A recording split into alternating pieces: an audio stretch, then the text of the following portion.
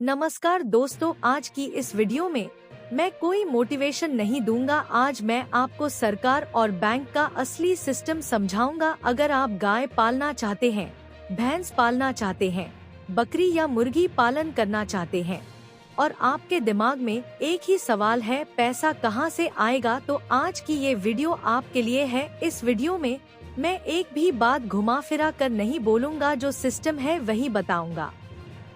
पशुपालन लोन क्यों बनाया गया? सरकार जानती है हर आदमी को नौकरी नहीं मिल सकती, खेती से आज सिर्फ पेट भरता है, लेकिन पशुपालन से घर चलता है। इसीलिए सरकार ने बैंक को बोला, जो आदमी जानवर पालना चाहता है उसे पैसा दो। इस पैसे को पशुपालन लोन कहा गया। पशुपालन लोन किसे मिलता है? अब ध्यान से सुनो। पशुपालन लोन अमीर के लिए नहीं, गरीब के लिए है। लेकिन सिर्फ गरीब होने से लोन नहीं मिलता। लोन उसे मिलता है काम करना चाहता है, ये लोग ले सकते हैं। किसान, मजदूर, बेरोजगार, युवक, महिला, स्वयं सहायता समूह। लेकिन अगर दिमाग में धोखा है तो बैंक पहले ही रोक दा।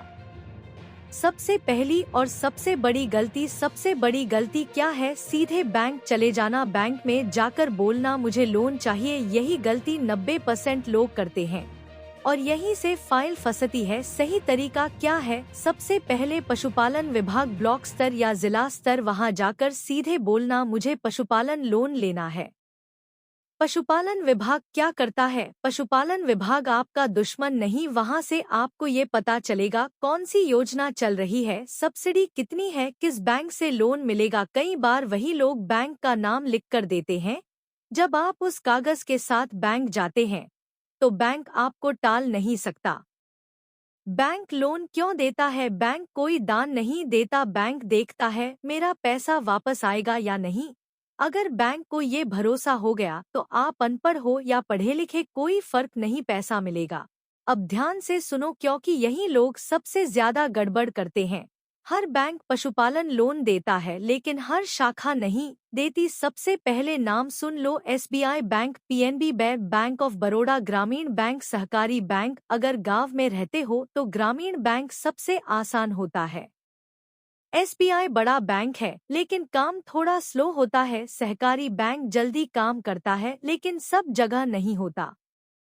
मुद्रा लोन और नकद लोन का फर्क। अब एक बहुत जरूरी बात, मुद्रा लोन और नकद लोन एक जैसे नहीं हैं।